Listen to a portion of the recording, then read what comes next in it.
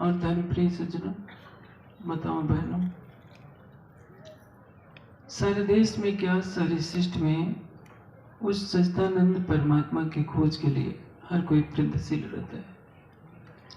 जब से सृष्टि पैदा हुई है, हर मनुष्य जानना चाहता है कि वह कौन है, कहाँ से आया है। शरीर और संसार को छोड़ने के पश्चात उसे जाना कहाँ है। मेरी आत्मा का नादी प्रीतम कौन है, कहाँ है, कैसा है और उसको पाने का वास्तविक मार्ग क्या है। इन्हीं प्रश्नों की जिज्ञासा में उसका सारा जीवन व्यतीत होता जाता है। और जब से सृष्टि पैदा हुई है, हर मनुष्य ने इन प्रश्नों का समाधान ढूंढने का प्रयास किया है। प्राय आमतौर पर देखा जाता है कि धर्म के क्षेत्र में अज्ञानता के कारण विकृतियां फैल जाती हैं और कालांतर में उसी को धर्म का स्वरूप माना जाता है। चूंकि मुझे संन्यास लिए हुए इस गांव को छोड़े लगभग 44 वर्ष व्यतीत हो गए।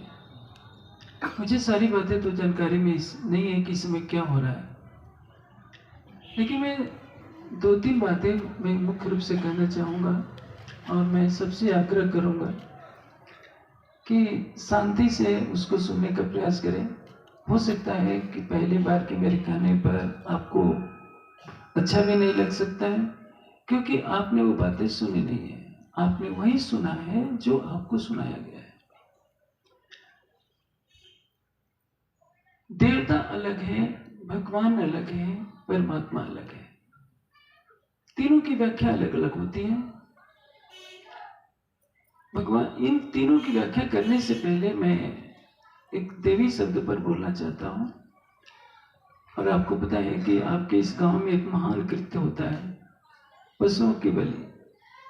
ये कौन देता था? कोई ऋषि मुनि, कोई धर्म पर चलने वाले किसी राजा महाराजा ने ये सब कार्य नहीं किया। ये सब आसुरी प्रवृत्ति है। स्कंद पुराण में एक कथा आती है कि महिषासुर एक राक्षस है और उस राक्षस को मार के अत्याचार से सारी सृष्टि त्रस्त हो जाती है। उसका उन्मूलन कैसे हो, उसके लिए सभी देवताओं की देवी, जितने देवी देवता थे, ब्रह्मा विष्णु शिव, सभी की मीटिंग होती है। जब उस पर चर्चा होती है तो सभी देवताओं के चेहरे पर आक्रोश छा जाता है। उनके शरीर से एक तेज निकलता है जिसने दुर्गा देवी का रूप धारण कर लिया। वह दुर्गा अष्टभुजी है, कोई 10 भुजी भी कहता है। 10 भुजा धारणी वह दुर्गा है। सभी देवी देवता अपना अस्त्र शस्त्र देते हैं। पार्वती जी अपना सिंह देती है, लक्ष्मी, सरस्वती, ब्रह्मा, विष्णु शिव, विष्णु भगवान अपना सुदर्शन चक्र देते हैं, शंकर जी त्रिशूल देते हैं। और वो अष्टभुजा धारणी, 10 भुजा धारणी दुर्गा जी महिषासुर राक्षस का वध कर देती है। अब इसी स्मृति में पूरे देश में दुर्गा जी की प्रतिमाएं बन गई, उनकी पूजा होने लगी। वस्तुतः क्या है? ये आख्यायिका है। आख्यायिका किसको कहते हैं? किसी कथा के माध्यम से कुछ सत्य को दर्शाना होता है। आगे कथा और चलेगी, काली जी की उत्पत्ति दुर्गा जी से किस तरह से होती है, ये मार्कंडेय पुराण में स्पष्ट रूप से दर्शाया गया है। और उसी से निकाल करके एक दुर्गा सप्तशती नामक ग्रंथ होता है। ये जब नवरात्र में लोग उसका पाठ करते हैं, मैं उन्हीं की बातों को आपके सामने प्रस्तुत करूंगा। आप ध्यान से उसको श्रवण करें। देखिए, अष्टधा प्रकृति क्या है? अष्टभुजा धारणी, 10 भुजा धारणी का अर्थ क्या है? गीता में योगेश्वर श्री कृष्ण ने कहा है कि ये अर्जुन, मेरी 2 प्रकृति है, परा और अपरा। अपरा प्रकृति क्या है? भूमि आपा अनलक खम मनोबुद्धि अहंकारम इत्यम में भिन्ना प्रकृति अष्टधा। मेरी अष्टधा प्रकृति है पंचभूत, मन, बुद्धि, अहंकार। जो कारण प्रकृति में विक्षोभ से जो पहला पदार्थ बनता है वो कहलाता है महत्त्व, उससे अहंकार। मन, बुद्धि, अहंकार और पंचभूत, जिससे सारी सृष्टि पैदा हुई है, यह है अष्टधा प्रकृति। इसका प्रतीक है 8 भुजाएं। यदि कोई 10 भुजा मानते हैं तो देखिए, 10 इंद्रियों का राजा कौन है? मन। जिसने मन को जीत लिया उसने सारे संसार को जीत लिया। महिष किसको कहते हैं? भैंसे को महिष कहते हैं। महिषासुर क्या है? अज्ञान रूपी राक्षस। मनुष्य का सबसे बड़ा शत्रु क्या होता है? अज्ञान। कोई भी पाप क्यों करता है? अज्ञानता के वशीभूत होने के कारण। महिषासुर किस रूप में है? भैंसे के रूप में है। भैंसा क्या है? मृत्यु का प्रतीक है। सतोगुण जो श्वेत रंग का प्रतीक, श्वेत रंग सतोगुण का प्रतीक है, लाल रंग रजोगुण का प्रतीक है और काला रंग तमोगुण का प्रतीक है। इसलिए देवी देवता का कोई भी श्रृंगार आप काले रंग से नहीं देखेंगे। रावण का आप वेशभूषा, रावण की वेशभूषा देखेंगे तो काले वस्त्रों में जरूर होगा। भगवान राम कभी काले वस्त्र नहीं धारण करेंगे, शंकर जी काले वस्त्र धारण नहीं करेंगे। इन रंगों का अपना विशेष महत्व होता है। महिषासुर रूपी राक्षस जो अज्ञान रूपी राक्षस है, और उधर दुर्गा क्या है? सभी देवताओं के शरीर से निकले हुए तेज से जो प्रकट हुई देवी है उनको दुर्गा कहते हैं। वैसे चारों वेदों में दुर्गा शब्द नहीं है, उपनिषदों में दुर्गा शब्द नहीं है। ये आख्यायिका के माध्यम से जन समूह को बताया गया है कि आसुरी और दैवी संपदा क्या है। हर मनुष्य के अंदर दोनों संपदाएं होती हैं। जैसे आप ध्यान करते हैं तो उस समय आपका मन पवित्र हो जाएगा, आप पराई स्त्री को माता समझने लगेंगे।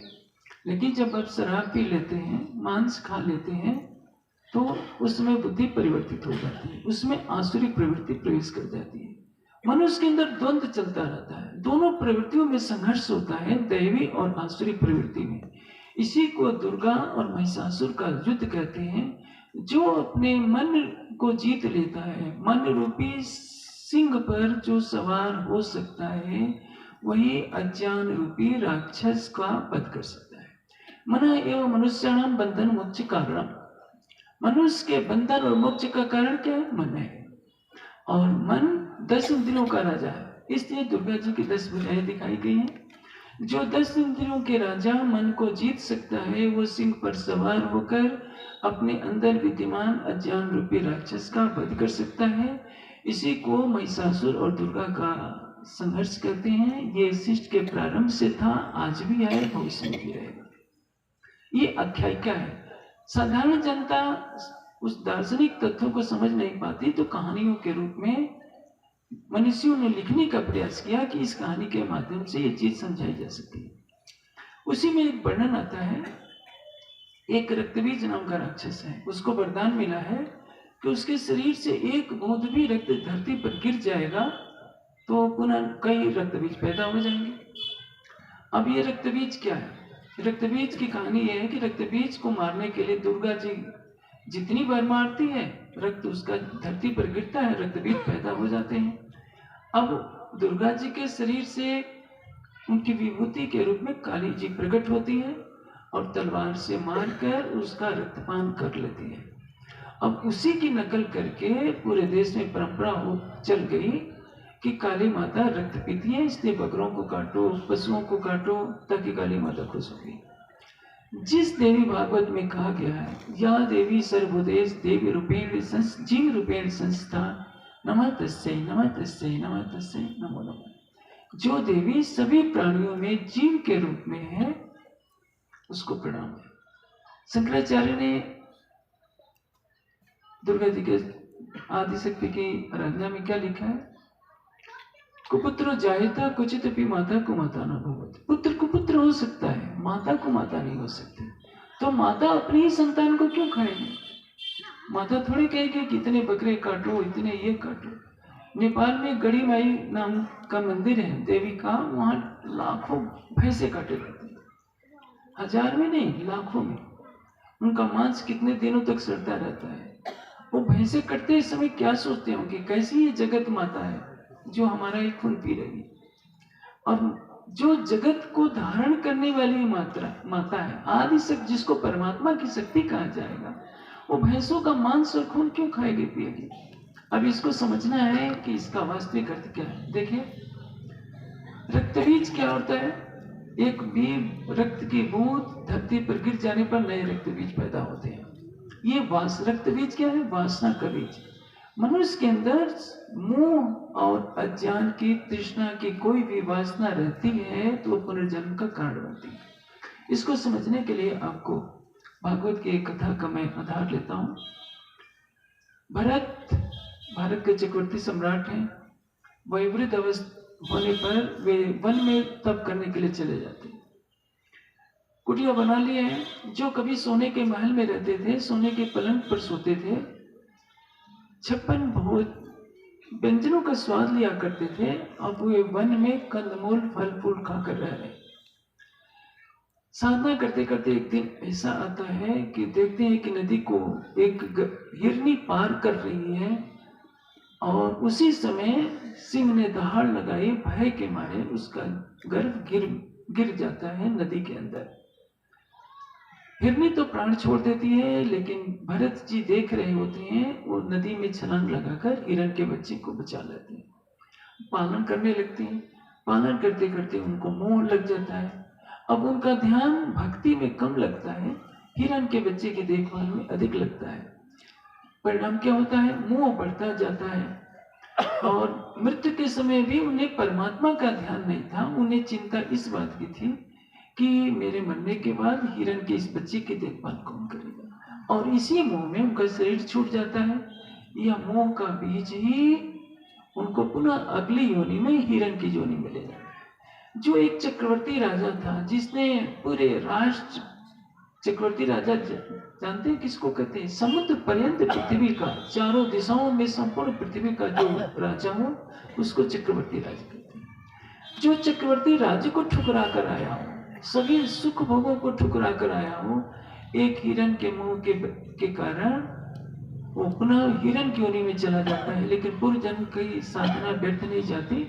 उनको विवेक होता है और पुनः उस योनि को छोड़कर मनुष्य योनि में आते हैं। जड़ भरत के रूप में वे पुनः आत्मज्ञान प्राप्त करते हैं। इस कथा से ये शिक्षा मिलती है कि हमारे अंदर लौकिक सुख की या संसार के मोह की थोड़ी भी वासना रहेगी, थोड़ा भी बीज रहेगा, तो पुनः 84 लाख योनियों में भटकने का दुर्भाग्य झेलना पड़ सकता है। अब वो रक्त बीज क्या है? उस रक्त बीज को समाप्त करने के लिए क्या चाहिए? ज्ञान रूपी तलवार चाहिए। काली किसका प्रतीक है? ज्ञान रूपी शक्ति का। हमारे अंदर दैवी शक्ति का प्रतीक है दुर्गा। उन्हीं के शरीर से प्रकट होती है कौन? काली। सांख्य में कहा गया है ज्ञानात मुक्ति बंधा विपर्यात। ज्ञान से, परमात्मा का ज्ञान होगा तो आपको मुक्ति मिलेगी, और इसके विपरीत अज्ञान से क्या होगा? भाव बंधन बनेगा, संसार में भटकना पड़ेगा। काली माता ज्ञान रूपी तलवार से उसका सिर धड़ से अलग कर देती है, गर्दन काट देती है और रक्त को गिरने नहीं देती। जिसके अंदर ज्ञान की अग्नि प्रज्वलित हो जाएगी वो क्या करेगा? संसार की सभी वासनाओं का परित्याग कर देगा और उसका पुनर्जन्म नहीं होगा। यही भाव दर्शाने के लिए काली के द्वारा रक्तवीत राक्षस का रक्तपान करते हुए दिखाया गया है। अब इसके अर्थ को न समझने के कारण भोले भाले जानवरों को लोग ले जाते हैं और काट डालते हैं। मैं पूरे देश में जाता हूँ, लेकिन मैं ही सोचता हूँ कि जहाँ मेरा जन्म हुआ वहाँ सैकड़ों बकरे काटे जाते हैं, दीपक के नीचे ही अंधेरा रहता है। मैं सबसे पहले तो मैं गांव के लोगों से सबसे आग्रह करूंगा, ये बुराई है, ये अध्यात्म नहीं है। आप बकरों को ले जाकर के वहाँ काटते हैं। चारों वेदों में तो क्या, वेद में तो ये सब तमाशा है ही नहीं। पुराणों में भी कहीं चमरदई नाम का कोई किसी देवी का उल्लेख है नहीं। लोग एक मनगढ़ंत कहानी बना लेते हैं। गुजरात में तो कई देवियां हैं। एक चुड़ैल देवी भी है दाहोद में, उनकी वहाँ पूजा होती है।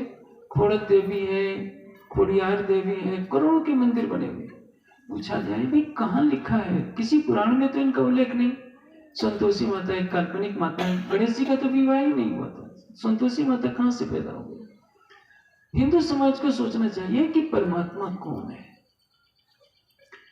परमात्मा से पहले मैं देवता शब्द के बारे में बोलना चाहूंगा। देखिए, देवता किसको कहते हैं?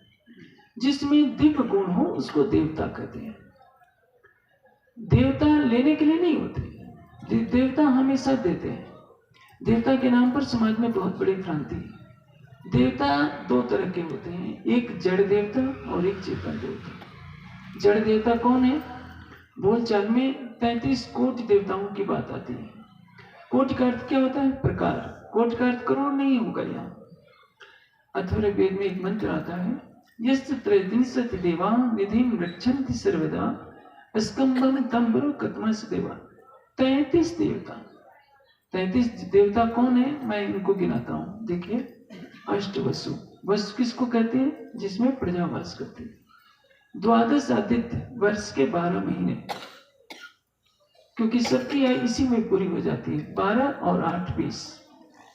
अब 8 वसु के बारे में बता दूं संक्षेप में। 1 मिनट के लिए, 1 मिनट क्या, कुछ सेकंड के लिए ऑक्सीजन खत्म हो जाए, समाप्त हो जाए, तो पृथ्वी का अस्तित्व भी समाप्त हो जाएगा। आप 5 मिनट से ज्यादा थोड़े जीवित रह सकते हैं यदि वायु तत्व न हो। जल तत्व न हो तो भी आप जीवित नहीं रह सकते। अग्नि तत्व नहीं रहेगा तो भी जीवित नहीं रह सकते। तो ये 5 तत्व, सूर्य, चंद्रमा और नक्षत्र, इनके द्वारा प्रजा का जीवन निर्धारित होता है। 12 आदित्य, वर्ष के 12 महीनों में सबकी आयु निर्धारित होती है। और 11 रुद्र, 10 प्राण और 11 मन। जब ये शरीर से बाहर निकलते हैं तो संगे संबंधी रोने लगते हैं, इसलिए इनको रुद्र कहते हैं। 31 हुआ।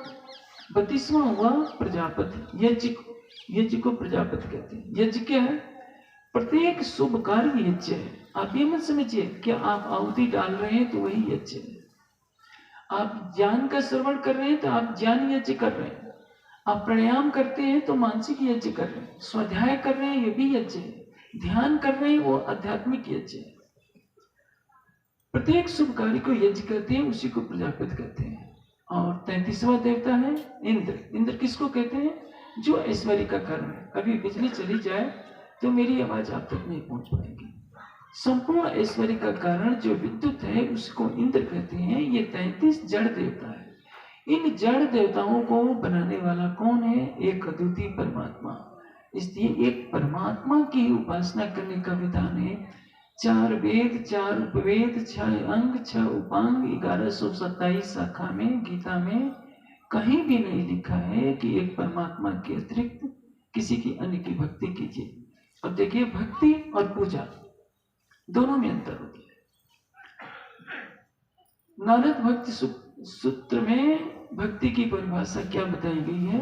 सातु परमा प्रेम स्वरूपा। भक्ति क्या होती है? परम प्रेम का स्वरूप होती है। परम प्रेम का अर्थ क्या है? जिसमें अपना हृदय केवल उसी को दिया जाए। मैं आपको एक दृष्टांत से समझाता हूं।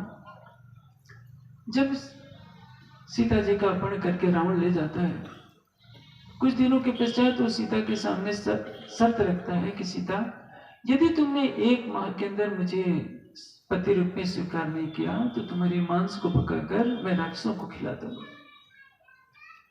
सीता का कहना है कि रावण, संसार का हर पुरुष मेरे लिए भाई हो सकता है, पिता हो सकता है, पुत्र हो सकता है, लेकिन राम नहीं हो सकता।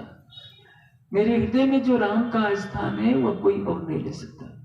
जैसे उमा के हृदय में केवल शिव है, सीता के हृदय में केवल राम है, राधा के हृदय में केवल कृष्ण है, उसी तरह से प्रत्येक आत्मा का प्रीतम कौन है? केवल परमात्मा। श्वेताश्वर उपनिषद में कहा गया है, एको देव सर्वभूतेषु गूढ़ः सर्वव्यापी सर्वभूतांतरात्मा। सर्वभूतांतरात्मा, सभी प्राणियों के अंतरात्मा। जितने प्राणी दिखाई दे रहे हैं सबका प्रीतम कौन है? केवल एक परमात्मा। तो उपासना किसकी करनी चाहिए? केवल परमात्मा की। देखिए, परिवार में एक पतिव्रता स्त्री होती है, देवर से भी बहुत अच्छे संबंध रखेगी, जेठ का भी सम्मान करेगी, ससुर का भी करेगी, लेकिन पति तो किसी को नहीं बना सकती। पति तो उसका एक ही रहेगा। इसलिए आत्मा का पति केवल परमात्मा होता है। वो परमात्मा कौन है इसके बारे में बाद में बताऊंगा। मैं पहले देवता और भगवान का स्पष्टीकरण कर दूं। पहले तो मैंने कहा कि 33 जड़ देवता है। लोगों के मन में भ्रम होता है कि जिस देवता की मैं पूजा कर रहा हूँ उनको मैं छोड़ दूंगा तो हमारा नाश हो जाएगा, इसलिए डर के मारे करते रहते हैं। पहले तो देवता ही उसको नहीं कहा जाएगा जिसकी पूजा न करने पर वो विनाश करते हैं। देवता किसको कहते हैं? ये सत्यम आचरण ते देवा नृतम मनुष्य, जो सत्य का आचरण करते हैं उनको देवता कहते हैं, जो झूठ बोलते हैं वो मनुष्य। मनुष्य को ही अधिकार है कि वो राक्षस कहलाए या देवता कहलाए। आपको प्रमाण के रूप में बताता हूं। रावण किसका पुत्र था? विश्वामित्र का। रावण के बड़े भाई कौन थे? कुबेर। रावण और कुंभकर्ण दोनों के बुरे कर्म हुए तो उनको राक्षस कहा गया।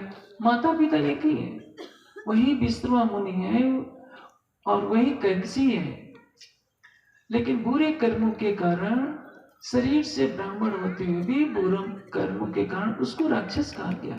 और कुबेर उनका बड़ा भाई था जो देवताओं में गिना गया। मनुष्य शुभ और अशुभ कर्मों के कारण देवता कहला सकता है या राक्षस कहला सकता है। गीता में योगेश्वर श्री कृष्ण ने कहा है कि ऊर्ध्वं गच्छन्ति सत्त्वस्था मध्ये तिष्ठन्ति राजसा। जो सतोगुणी होते हैं ऊपर की तरफ जाते हैं, उन्नति करते हैं। जो बीच में रहते हैं वे मनुष्य कहलाते हैं। जो तमोगुणी होते हैं, जो मांस खाते हैं, शराब पीते हैं, बुरे कर्म करते हैं, उनको असुर कहा जाता है। मनुष्य ही देवता बन सकता है, मनुष्य ही असुर बन सकता है। जो बीच में रहता है तो वह मनुष्य ही कहलाता है। मनुष्य को यही सौभाग्य प्राप्त है कि वो ब्रह्म जानकर, ब्रह्म को जानकर, ब्रह्म का साक्षात करके ब्रह्म के तदोगत हो जाता है। आग में लोहा डालेंगे तो लोहा और आग दोनों एक जैसे हो जाते हैं। इसी को उपनिषद की भाषा में कहा गया है, ब्रह्म विदो ब्रह्म एव भवति। ब्रह्म को जानने वाला ब्रह्म के तदोगत होता है। ये मानव तन मिला है केवल आपको परमात्मा को पाने के लिए, संसार में भटकने के लिए नहीं। आप मानव जीवन व्यतीत कीजिए, लेकिन इसमें लिप्त न हुई। प्रत्येक व्यक्ति को, चाहे गृहस्थ हो, विरक्त हो, सबके लिए परमात्मा की उपासना का विधान है। परमात्मा ने आपके हृदय को पहले ही मंदिर बना रखा है। इसलिए योगेश्वर श्री कृष्ण गीता में क्या कहते हैं? ईश्वर सर्वभूतानां हृदय से अर्जुन तिष्ठति। परमात्मा सभी प्राणियों के हृदय मंदिर में वास करता है। अब आवश्यकता है कि उसको हमें जानने का, कैसे उसका साक्षात्कार किया जाए। देवता कौन है? अभी मैंने आपको बताया कि 33 जड़ देवता अलग है, और जो महापुरुष रूप चेतन देवता है। व्यवहार में जो 5 देवता हैं कौन है? मातृदेव भव, पितृदेव भव, अतिथि देव भव, आचार्य देव भव। माता देवता है, उसने जन्म दिया है। पिता देवता है, उसने पालन पोषण किया है। आचार्य देवता है क्योंकि उसने ज्ञान दिया है। यदि आप पढ़े लिखे नहीं होते तो आपको मेरी बात समझ में नहीं आ सकती। एक भेड़िया मनुष्य के नवजात बच्चे को उठाकर ले जाता है जन्म होने के समय, कई साल अपने पास रखता है। उस मनुष्य के बच्चे को जब युवावस्था में पकड़ा गया तो वो 4 पैरों से चलता था। उसको पानी पीने का भी ढंग नहीं आता था। वो भेड़िए की तरह जीभ से पानी पीता था। जब उसको कपड़े पहनाने का प्रयास किया गया तो वो चीखने लगा। भोजन कराया जाता था, उसको खाने का भी ढंग नहीं आता था, भेड़िए की तरह ही खाता था। एक मनुष्य का बच्चा, ये ज्यादा पुरानी बात नहीं है, 200 साल के अंदर की घटना है। एक मनुष्य का बच्चा यदि भेड़िए की संगति में रहकर भेड़िए जैसा बन जाता है तो आप समझिए शिक्षा का महत्व क्या है, शिक्षा देने वाले का महत्व क्या है। यदि आचार्य आपको शिक्षा न दे तो आप में मानवता ही नहीं आ सकती। इसलिए वो देवता है। पत्नी के लिए पति देवता है, पति के लिए पत्नी देवी है, और जो लोक कल्याण के लिए धर्म उपदेश करते हैं वे विरक्त सन्यासी भी देवता है। ये 5 देवता हैं, इनकी पूजा करनी चाहिए। पूजा करने का अर्थ क्या है? सत्कार करना, सम्मान करना। ये नहीं कि माता पिता के सामने जाकर पुष्पम समर्पयामि, अक्षतम समर्पयामि, मिष्टान्नम समर्पयामि प्रतिदिन बोलें तो गुस्से हो जाएंगे। आप अपने हृदय में माता पिता के प्रति सम्मान रखिए, उनका आदर कीजिए। ये माता पिता की पूजा है। दूसरी चीज, भक्ति किसको कहते हैं? नारद भक्ति सूत्र में कहा गया है कि भक्ति क्या होती है? प्रेम स्वरूप। आत्मा का प्रेम किससे होता है? केवल परमात्मा से। इसलिए योगेश्वर श्री कृष्ण ने कहा है कि पुरुषः स परा पार्थ भक्त्या लभ्यास्तु अनन्या। अनन्य परा प्रेम लक्षण भक्ति से प्राप्त होता है। अनन्य परा प्रेम किसको कहते हैं? जिसमें उसके अतिरिक्त कोई और ना हो। जैसे मैंने अभी आपको दृष्टांत दिया कि एक पतिव्रता देवर जेठ पड़ोसी सबका सम्मान करेगी, लेकिन अपने पति का स्थान किसी को नहीं देगी। उसी तरह से आप संसार में जो भी महापुरुष हैं उनका सम्मान कीजिए। योगीराज शिव की पूजा क्या है?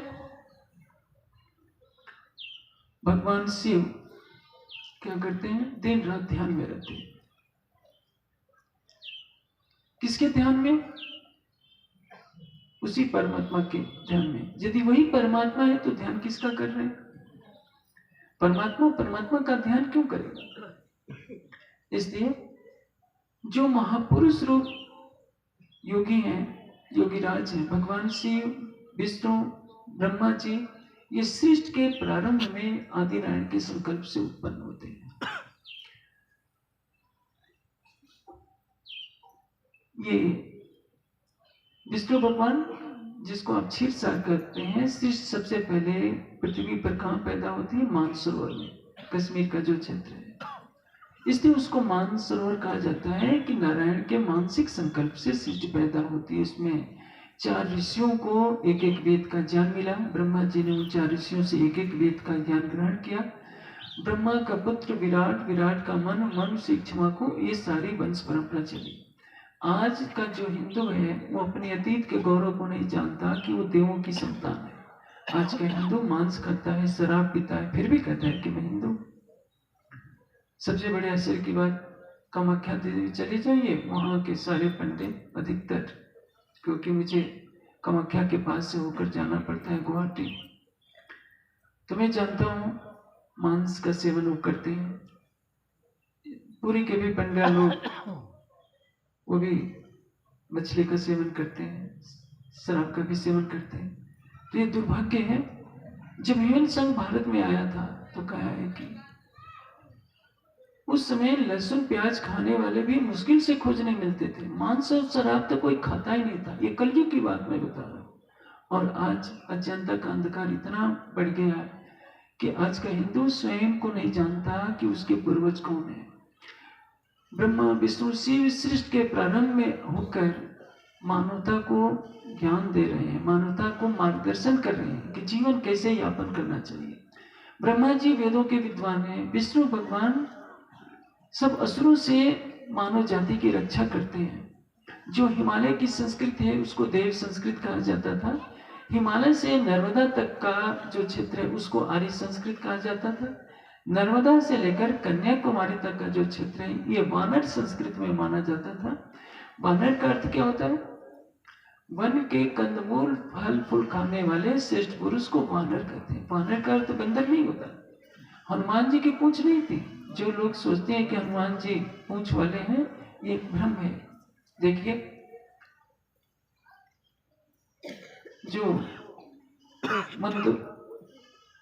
जो तारा है बाली की पत्नी, विश्व की सबसे श्रेष्ठ कन्याओं में से एक मानी जाती है। अहिल्या है, मंदोदरी है, तारा है, उमा है। इनकी गणना विश्व की सबसे सुंदर कन्याओं में होती है। क्या कोई पिता अपनी सबसे सुंदर कन्या को पूंछ वाले बंदर के साथ विवाह कर सकता है? जब ऋषिमुख पर्वत पर भगवान राम और लक्ष्मण आते हैं, सुग्रीव भेजते हैं जाकर हनुमान जी को कि पता लगाओ ये दोनों राजकुमार कौन है।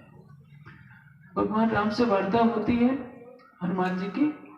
जब हनुमान जी चले जाते हैं तो राम कहते हैं कि देखो लक्ष्मण, यह हनुमान इतने बड़े विद्वान हैं कि इन्होंने एक शब्द भी अशुद्ध नहीं बोला। तो हनुमान जी वेद के, व्याकरण के, सूर्य विद्या के महान विद्वान हैं, ब्रह्मचारी हैं, योगी हैं, वीर हैं। हनुमान जी के गुणों की पूजा इनकी वास्तविक पूजा है। हम भी उनके पद चिन्हों पर चलने का प्रयास करें, उनको बंदर न समझें। आप समझिए, आज के बंदरों को कहिए कि वेद का एक मंत्र सुनाए, कहां से सुना सकते हैं? हनुमान जी को तो पूरा वेद कंठस्थ था।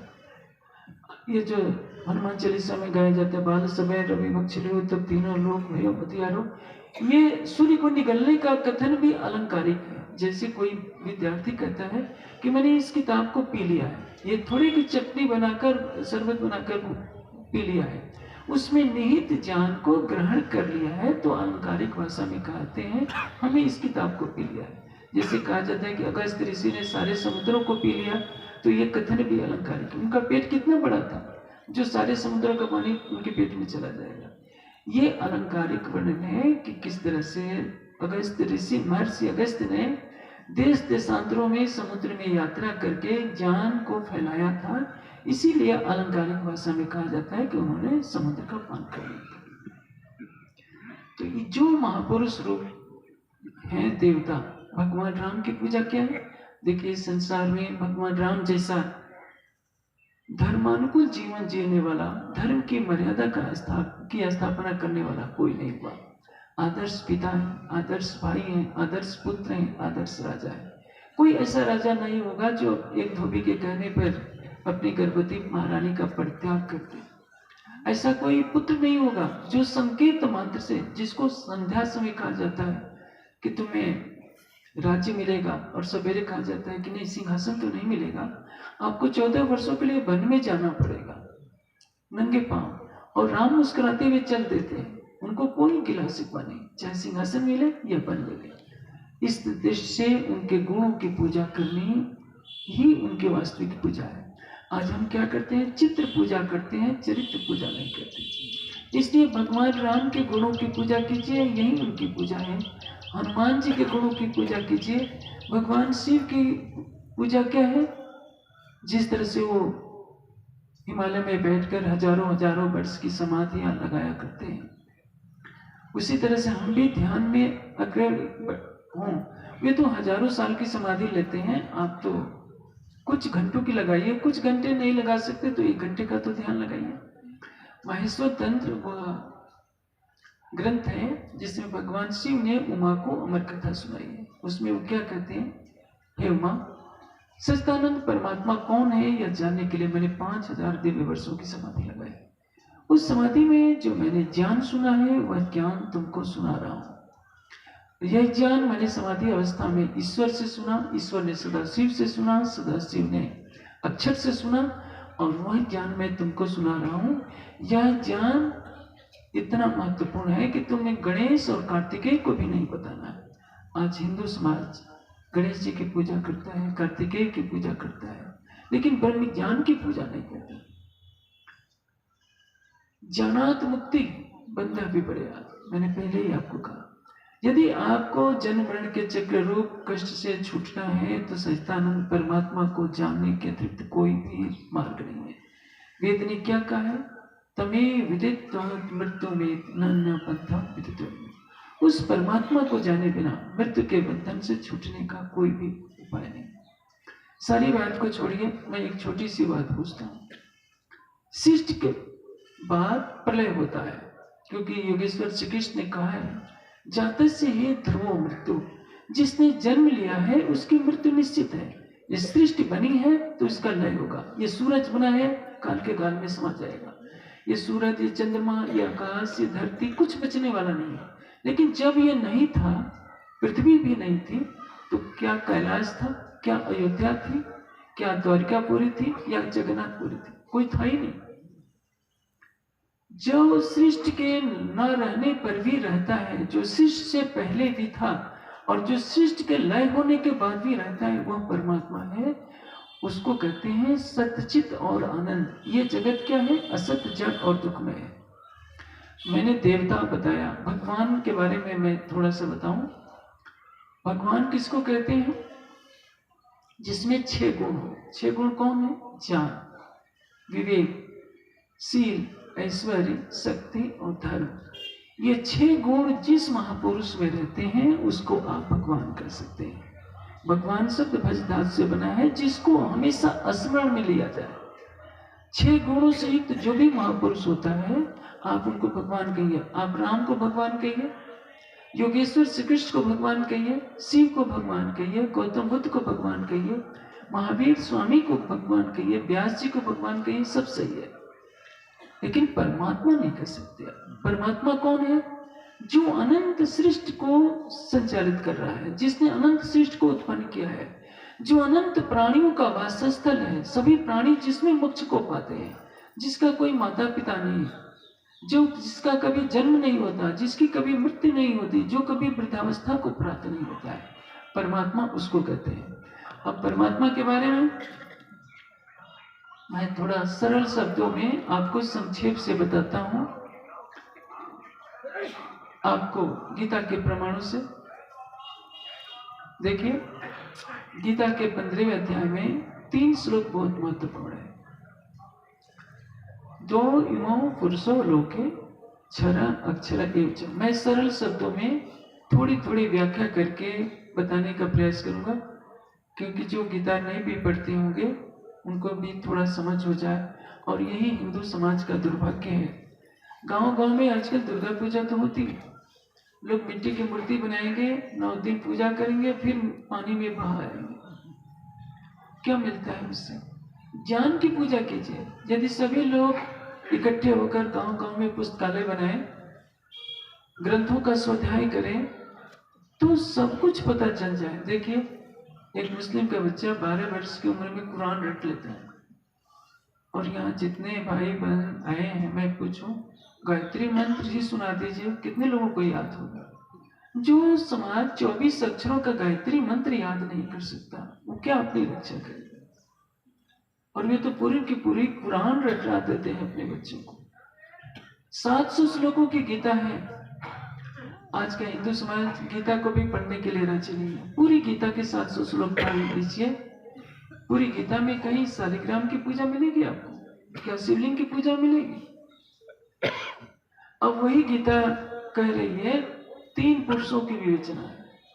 क्षर पुरुष, क्षर सर्वाणि भूतानि कुटस्थो अक्षर उच्यते। क्षर क्या है, अक्षर क्या है, अक्षरातीत क्या है? मैं पहले एक दृष्टांत देता हूं, उसके बाद आपको सरलता से समझ में आ जाएगा। देखिए, आप रात को सोने जाते हैं, सोते समय मान लीजिए कि आप यहां सो गए, सपना देखने लगे।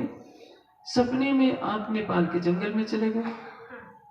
जंगल में किसी भालू ने आपके ऊपर हमला कर दिया।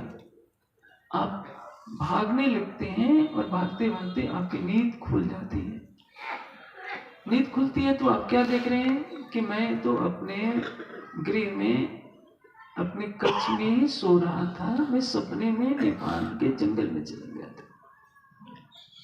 जब तक सपना चल रहा था तब तक नेपाल का वन दिख रहा था, वृक्ष दिख रहा था, आप अपने को भागते हुए पा रहे थे। लेकिन जैसे ही नींद टूटी, सपना टूटा, सपने के टूटते ही वृक्ष और नेपाल समाप्त, और आप अपने स्थान पर विद्यमान दिखते। तो उसी तरह से ये सारी सृष्टि की क्या है? नारायण के स्वप्न में है। और नारायण का प्रकटन कहां से होता है? उस अविनाशी ब्रह्म का मन मोह सागर में प्रवेश करने के बाद नारायण कहलाता है। देखिए,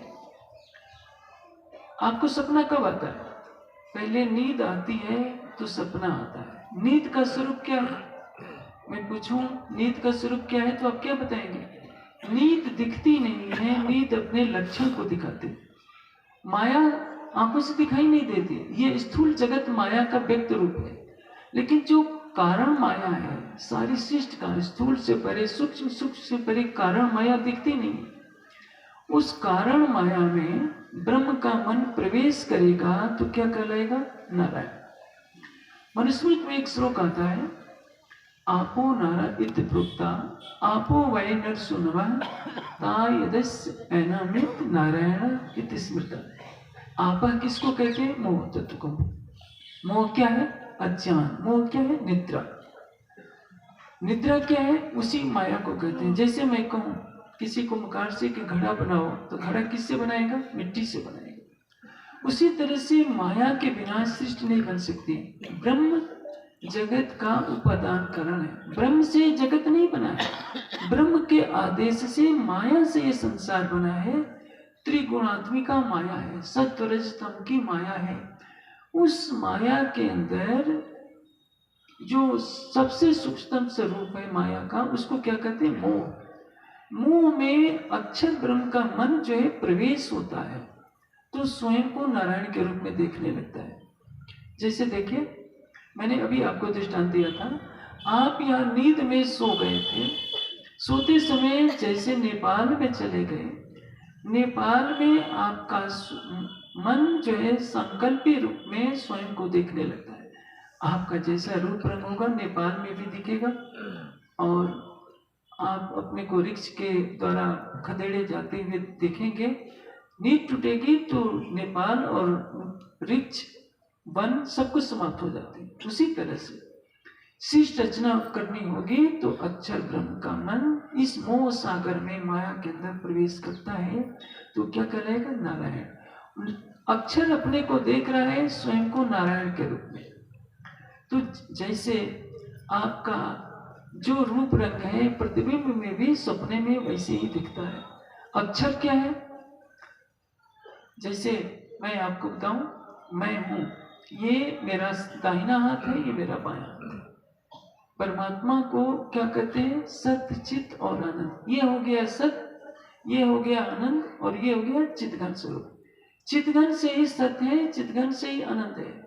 सच्चिदानंद परब्रह्म की सत्ता का वह स्वरूप जिसके द्वारा अनंत ब्रह्मांडों का सृजन होता है, इसको क्या कहते हैं? अविनाशी ब्रह्म। वेदांत के दूसरे सूत्र में क्या कहा है? जन्म आदि यस्यता, जिससे सृष्टि उत्पत्ति हो, पालन हो, संहार, उसको क्या कहते हैं? अक्षर। उसी अक्षर का मन जब प्रकृति में प्रवेश करेगा तो नारायण के रूप में स्वयं को देखता है। अब नारायण का संकल्प बहुश्याम प्रजाएत, मैं अनंत प्रजा को उत्पन्न करूं। जैसे एक कपड़ा सिलने वाला दर्जी जो होता है, दिन भर कपड़ा सिलता रहता है, रात को सोता है तो कपड़े सिलने का ख्याल करते करते सपना भी देखता है और सपने में कपड़े फाड़ डालता है।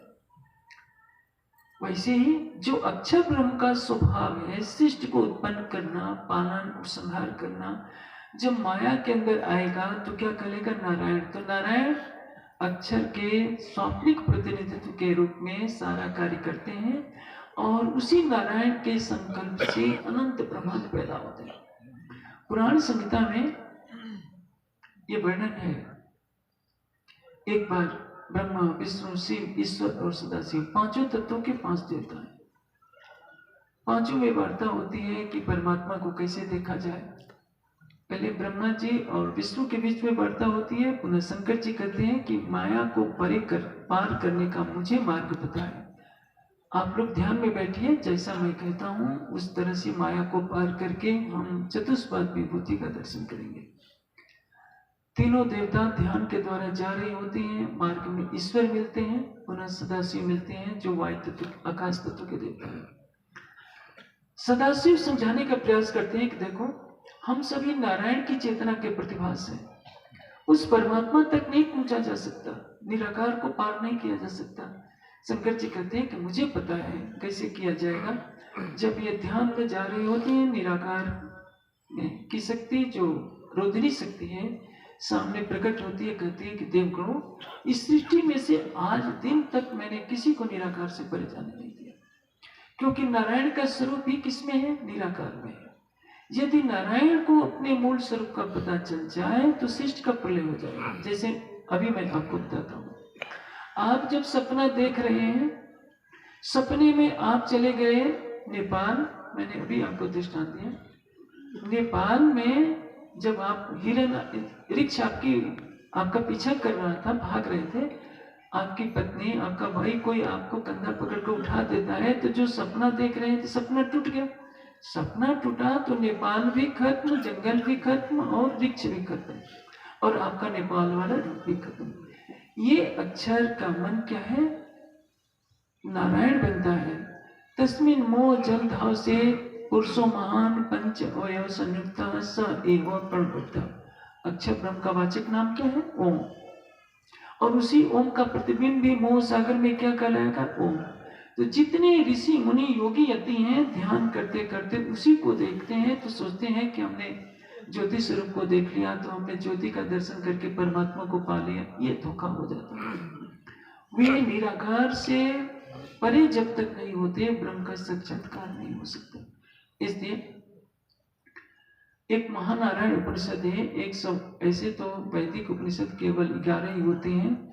सभी उपनिषदों की गणना की जाए तो 108 उपनिषद होते हैं। उन 108 उपनिषदों में एक महानारायण उपनिषद है।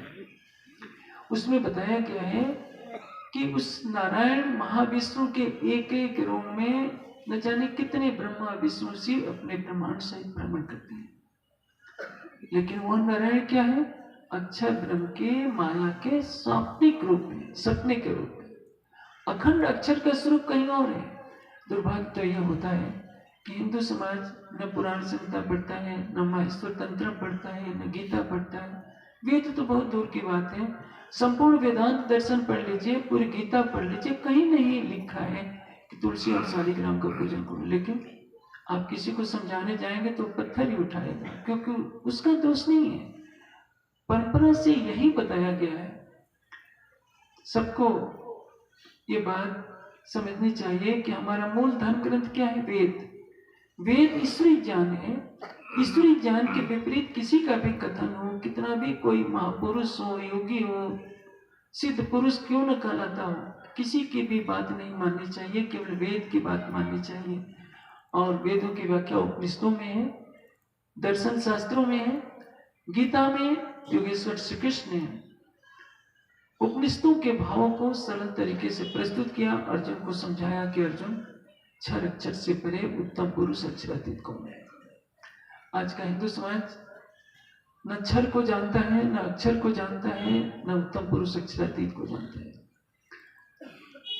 ब्रह्मा विष्णु शिव ईश्वर सदाशिव ये पांचों मिलकर आदिनारायण का स्वरूप बनते हैं।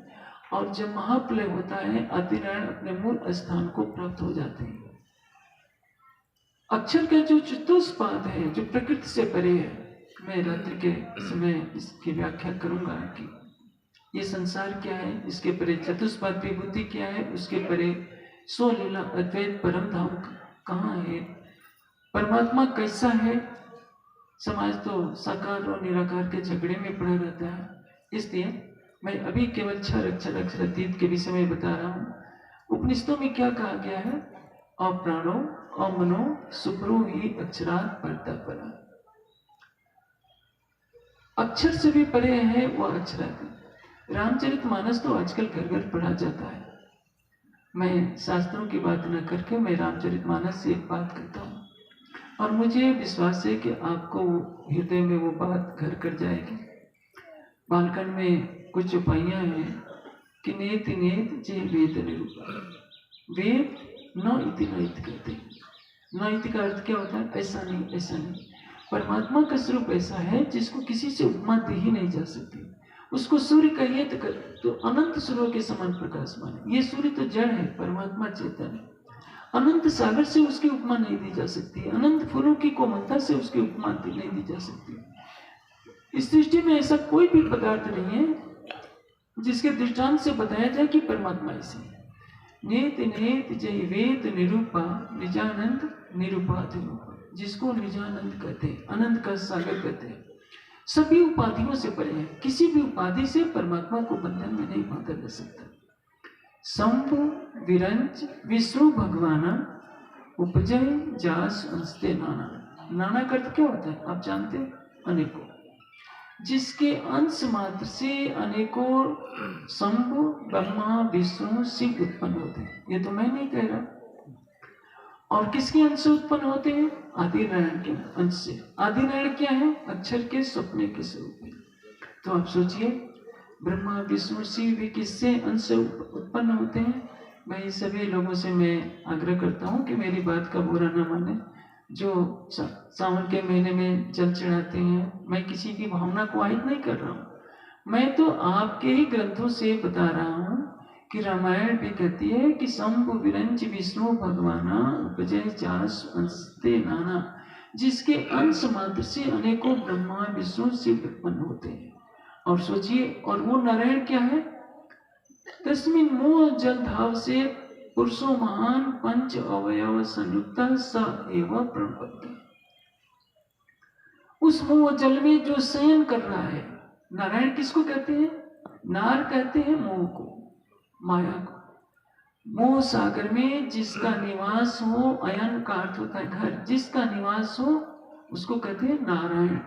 और वो नारायण निराकार से परे अखंड जो धाम है, जैसे मैंने अभी आपको बताया, आप सपने में जब नेपाल चले जाएंगे तो नेपाल वाला रूप आपके यहाँ सीसोटार में बैठे हुए रूप को नहीं जानता है। जब इसको उठा दिया जाएगा तो नेपाल वाला रूप समाप्त हो जाएगा। उसी तरह से अक्षर का मन जब इस मोह सागर में आएगा तो नारायण कहलाएगा। उसी नारायण के संकल्प से सृष्टि बनी है। ये है क्षर पुरुष। क्षर सर्वाणि भूतानि कुटस्थो अक्षर उच्यते। गीता में क्या कहा? दो पुरुष है, दो इमो पुरुषो लोके क्षर अक्षर एवं। क्षर क्या है? देखिए, ये शरीर है क्षर। क्षर पुरुष कौन है? जो क्षर शरीर में व्यापक है वो क्षर पुरुष है। जीव का परिमाण कितना होता है? बाल के नोक के 10,000 टुकड़े किया जाए, जीव उससे भी छोटा होता है। हाथी के शरीर में उतना छोटा जीव रहता है तो पूरे हाथी के शरीर में चेतनता रहती है।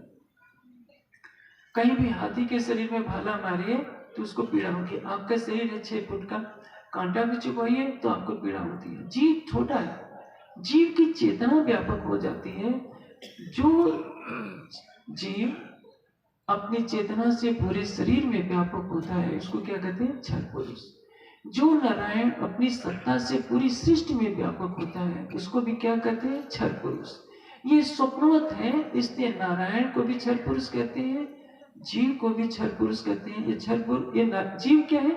नारायण की चेतना का प्रतिबिंब है। जैसे कई बार लिफ्ट में देखे होंगे या जो ज्वेलर के बड़ी बड़ी दुकानें होती हैं, वो शीशा को, दर्पण को इस तरह से सेट किए होते हैं कि एक ही व्यक्ति जब प्रवेश करता है तो उसके कई सौ चित्र दिखाई देने लगते हैं। व्यक्ति एक है, चित्र अनेकों दिखते हैं। उसी तरह से आदि नारायण का जब संकल्प होता है कि बहुश्याम प्रजा एक, मैं अनंत प्रजा उत्पन्न करूं, उसकी चेतना अनंत प्राणियों के रूप में दृष्टिगोचर होने लगती है। इसी को कहते हैं जीव। और जैसे उनको अपने मूल स्वरूप का बोध होता है कि मैं इस मोह सागर का नहीं हूं, मेरा अखंड धाम कहीं और है, उसी क्षण उनकी निद्रा टूटती है, ये सपना टूटता है और सृष्टि का लय हो जाता है।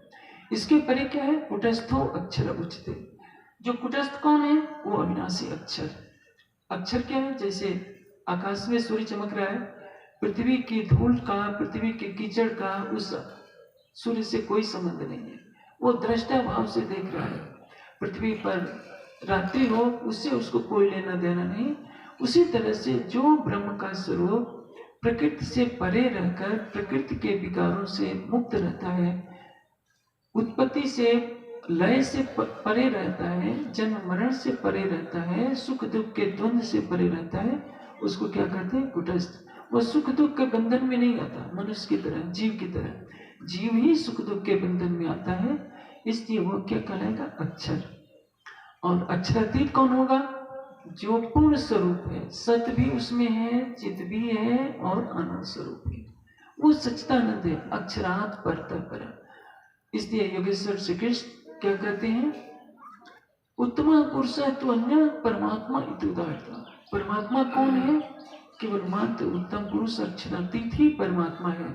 और योगेश्वर श्री कृष्ण पूर्ण रूप से सबको प्रबोधित करने के लिए कहते हैं कि हे अर्जुन, यस्मात् क्षरात् अतीतो अक्षरात् अपि च उत्तमा वेदे च लोकेस्मिन् प्रार्थिता पुरुषोत्तम। क्षर से परे जो अक्षर है और अक्षर से परे जो उत्तम पुरुष अक्षरातीत है, केवल वही परमात्मा है। क्या आज का हिंदू समाज गीता के इस कथन को मानने के लिए तैयार होगा? नहीं। वो यही कहेगा हमारी परंपरा से हमारे यहाँ कुल देवता की पूजा होती है, ग्राम देवता की पूजा होती है, हम तो करेंगे। मैं भी कहता हूँ कि पूजा कीजिए। ग्राम देवता किसको कहते हैं? गांव में जो विवेकवान, ज्ञानवान भक्त कोई व्यक्ति धर्मात्मा है तो उसकी बात का सम्मान करना चाहिए, यही उसकी पूजा है। जैसे अब तो होगा कि नहीं मुझे नहीं पता, जैसे यहाँ से आगे जाने पर वो डी बाबा क्या कहते हैं, बना दिए जाते हैं ब्रह्म बाबा, तो कोई व्यक्ति रहे होंगे। वैसे महान पुरुष जो गांव के हैं, चेतन हो, जीवित हो, उनके वचनों का सम्मान कीजिए, ये उनकी पूजा है। एक चबूतरा बना देंगे, कहेंगे कि यही हमारे गांव का देवता है, तो आपका बनाया हुआ है। आप देवता को कैसे बना सकते हैं? बनाने वाला तो परमात्मा है। परमात्मा ने ये सारी मूर्तियां बनाई हुई है, आपको बनाने का अधिकार नहीं है। आप महापुरुषों के गुणों की पूजा कीजिए, ये चेतन देवता की पूजा है। कुल देवी की पूजा क्या है? आपके घर में कोई कन्या है, स्त्री है, विदुषी है, तपस्विनी है, सात्विक प्रवृत्ति की है, आप उसका सम्मान कीजिए। यह है कुल देवी की पूजा। कुल देवता, कुल देवी, ग्राम देवता, ये चेतन महान विशिष्ट व्यक्तियों के लिए प्रयोग होते हैं। ऐसा नहीं कि चबूतरा बना दिया, वहां पूरी मिठाई रख दिया कि कुल देवी ने खा लिया, कुल देवता ने खा लिया, ग्राम के देवता ने खा लिया, इसका कोई अर्थ नहीं। शरीर से जो चेतन प्राणी जीवित हैं, महापुरुष हैं, उनका सम्मान करना चाहिए। इसलिए पूजा और भक्ति के आशय को समझना आवश्यक है। भक्ति केवल परमात्मा की होती है। यजुर्वेद के सतपथ ब्राह्मणों में लिखा है, यो अन्याम देवताओं उपास्ते स न वेद यथा पशवी देवानाम। जो एक परमात्मा को छोड़कर अन्य किसी की भक्ति करता है, वह विद्वानों में क्या कहा जाता है? यथा पशवी एव देवानाम। उसको विद्वानों में पशु के समान अज्ञानी समझा जाता है। इसलिए सबका कर्तव्य क्या है? जो वेद ईश्वरीय ज्ञान है, वेद किसी का बनाया हुआ नहीं है। ब्रह्म अक्षर समुद्भवम, गीता में श्री कृष्ण ने कहा है कि वेद का कर्ता अविनाशी ब्रह्म को जानो। इसलिए एक अविनाशी सच्चिदानंद परमात्मा की भक्ति करनी चाहिए। मैं पूजा करने से रोकना नहीं रहा, पूजा उनके गुणों के सम्मान रूप पूजा कीजिए। लेकिन देवी की पूजा के नाम पर जो प्रतिवर्ष 100 200 बकरे काटे जाते हैं, उनके मांस को पकाकर लोग खाते हैं और कहते हैं कि ये प्रसाद है। ये प्रसाद नहीं, महापाप है। देखिए, बुद्ध के पूर्व जन्म की कथाओं को जातक कथा कहते हैं। एक जातक कथा में वर्णन है कि वामार्गियों ने प्रचलन कर दिया था, क्योंकि उनको अर्थ तो आता नहीं था, वेद पढ़े नहीं थे। गोमेद का अर्थ क्या होता है? गो का अर्थ होता है पृथ्वी, गो का अर्थ होता है किरण, गो का अर्थ होता है गाय। अग्नि में सुगंधित पदार्थ डालें जिससे वायुमंडल शुद्ध हो, इसको कहते हैं गोमेद यज्ञ करना। वामार्गियों ने अर्थ क्या निकाला? गाय काटकर हवन करो, ये गोमेद का अर्थ निकला। नरमेद का अर्थ होता है जब मनुष्य मर जाए तो उसका दाह संस्कार करना नरमेद कहलाता है। इन्होंने क्या अर्थ लिखा? जिंदे मनुष्य की बलि दे दो। और बलि का अर्थ क्या होता है? गृहस्थ के लिए 5 यज्ञ प्रतिदिन करने होते हैं। ब्रह्म यज्ञ, ब्रह्म यज्ञ क्या है? प्रतिदिन परमात्मा का ध्यान करना, वेद का स्वाध्याय करना, इसको ब्रह्म यज्ञ कहते हैं। देव यज्ञ, देव यज्ञ किसको कहते हैं? आहुति देना। पितृयज्ञ, पितृयज्ञ माता पिता का सम्मान करना। अतिथि यज्ञ और बलि वैश्वदेव यज्ञ, गृहस्थ पशु पक्षियों को खिलाए बिना कुछ न खाए। इन्होंने क्या अर्थ निकाला? इन्हीं को मारकर खा जाओ, उनको खिलाने के लिए कहा। बलि यज्ञ का अर्थ होता है पशु पक्षियों को, कुत्ता है, बिल्ली है, पक्षी है, कुछ खिलाओ। ये नहीं कि पक्षियों को ही मारकर खा जाओ, मुर्गा काटो। जैसे कामाख्या देवी में के मंदिर में क्या होता है? मुर्गा काटा जाता है। वो कौन सा धर्म है? दिल्ली में एक मंदिर है भैरव देवता का, वहां शराब भी चढ़ाई जाती है। अब पूछा जाए किस शास्त्र में लिखा है कि देवता भी शराब पीते हैं? जो आसुरी भोजन है, मांस का भोजन, शराब का भोजन, ये आसुरी प्रवृत्ति है। तो मैं वही बात कर रहा था, उस वैसे ही पौराणिक यज्ञों का प्रचलन वामार्गियों ने करा दिया था, क्योंकि उनको खुद पता नहीं था। तो एक पौराणिक ने एक बकरे को नहलाने के लिए भेजा अपने शिष्यों को कि जाकर इसको नहला धुला लाओ, इसको आज बलि चढ़ानी है। जब उसको नहलाया जा रहा था सरोवर में, तो बकरा मनुष्य की भाषा में पहले रोया, फिर हंसने लगा। शिष्यों ने आकर कहा उस पौराणिक से कि गुरुजी, हम उसको नहला रहे थे मनुष्य की भाषा में, पहले तो रोया, उसके बाद हंसने लगा। उस पौराणिक ने कहा कि उसको लेकर आओ। जो बकरी को लाया गया, उस पौराणिक ने पूछा, पौराणिक उसको कहते हैं जो पौराणिक तांत्रिक ग्रंथों को मानते हैं। उसने कहा कि भाई तुम बताओ, पहले तुम रोए, उसके बाद हंसे क्यों? कहा कि पंडित जी देखिए, आपने तो वेद पढ़ा नहीं है, आपने उल्टा अर्थ लगाया है। मैं भी पूर्व जन्म में आपकी तरह ही था और मैंने एक बार किसी बकरे की बलि दे दी। मैं रोया इसलिए हूं, मैं हंसा इसलिए हूं कि अब मेरे, आपको पता है 499 बार मुझे गर्दन कटानी पड़ी एक बार के काटने के दर्द से। इससे मैं तो हंसा हूं कि अब मेरी छुट्टी हो जाएगी। रोया इसलिए हूं कि अब आपको 500 बार अपनी गर्दन कटवानी पड़ेगी। तो आप सोचिए, जो आप बकरों को ले जाकर मिट्टी के चबूतरे के आगे काटते हैं, सोचते हैं कि हमारी माता खुश हो जाएगी, हमारी मन्नत पूरी हो जाएगी, तो ये महापाप करते हैं। मैं आपको, मेरा समय तो पूरा होता है, मैं समय से ज्यादा नहीं बोलता हूँ। मैं आपकी इच्छा पूर्ति के लिए बहुत ही सरल तरीका बता देता हूँ। बिना मन्नत मांगे, बिना कुछ किए आपकी सारी इच्छाओं की पूर्ति हो जाएगी। और आपको क्रिश्चियन भी नहीं बनना पड़ेगा, क्योंकि आजकल यही परंपरा चल गई है। किसी को तकलीफ होती है, कह देते हैं कि प्रार्थना कर लो, यीशु की कृपा हो जाएगी, तुम्हारा रोग ठीक हो जाएगा, और हिंदू कन्वर्टेड होते जा रहे हैं। देखिए, आपके मन में शक्ति कितनी है ये आपको नहीं पता। समुद्र के अंदर जो जल की धारा है वो प्राय स्थिर रहती है। जल का ऊपरी हिस्सा ही लहरों के रूप में चलता है। मन को यदि आप समुद्र माने तो मन की ऊपरी सतह ही सारा कार्य करती है। जितना संकल्प विकल्प होता है वो मन का ऊपरी भाग करता है। जो अंदर में मन का जो स्वरूप है वो निष्क्रिय रहता है। ऊपर के मन को क्या कहेंगे? चेतन मन। और नीचे जो अंदर का, नीचे का जो मन का जो भाग जो निष्क्रिय रहता है उसको क्या कहते हैं? अवचेतन। यदि कोई भी बात आपके अवचेतन मन में पहुंच जाए तो वो परमात्मा तक ऊंची मानी जाती है। जैसे देखिए, किसी योगी महात्मा में और साधारण व्यक्ति में क्या अंतर है? योगी महात्मा अपने मन को साधते हैं, एकाग्र करते हैं और परमात्मा की भक्ति करते हैं, तो जो उनके मुख से निकलता है हो जाता है। बेचारे गृहस्थी आशीर्वाद लेने के लिए जाता है, देखा जाए तो सबके अंदर एक ही चेतना है, वही 2 हाथ हैं, 2 पैर हैं, लेकिन क्रिया अलग अलग होने से गृहस्थ दुखी रहता है और जो महात्मा होता है दूसरों को आशीर्वाद देता है। मैं आपको सबके लिए सरल तरीका बता देता हूँ। होता क्या है